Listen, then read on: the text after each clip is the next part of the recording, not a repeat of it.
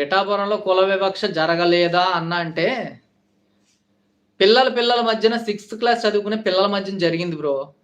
జరిగినప్పుడు నువ్వేం జేస్తావు? నీ ఇంట్లో ఆడపిల్లని అలా బహిర్గతంగా మీడియాలో ఎవడెవడో వచ్చి వీడియోలు తీసుకొని రోజుకొకడొచ్చి వాడు యూట్యూబ్ వీడియోల కోసం వాడు ఎవరినో జగన్మోహన్ రెడ్డిని ప్రసన్నం జేసుకోవడానికి లేకపోతే పార్టీల నుంచి వచ్చే పేటీఎం డబ్బుల కోసం మీ ఇంట్లో ఆడపిల్లని అలా తీసుకెళ్ళిపోయి బహిర్గతంగా కెమెరాలతో చూపిచ్చేస్తాడా సమాజానికి?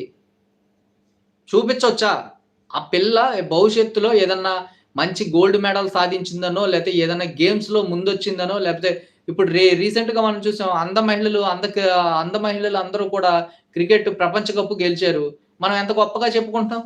అలాగే రేపొద్దున్న ఆ అమ్మాయి ఏదైనా గెలుచుకొని ఏదైనా ప్రోత్సాహం చెయ్యాలి అనంటే ఇలా ఒక టైంలో ఈ అమ్మాయిని ఇలా చూసాంరా మనం పలానా అమ్మాయి కదా! అని చెప్పేసి వాళ్ళ ఫ్రెండ్స్ గాని ఆమె నెక్స్ట్ లెవెల్‌కి రేపొద్దున 10థ్ క్లాస్ అయ్యాక ఇంటర్‌కో ఎక్కడికో ఎళ్ళినప్పుడు పలానా టైంలో పలానా కదా నువ్వు అని అడిగితే అక్కడ మంచిగా రిసీవ్ చేసుకునేవాళ్ళుంటారు.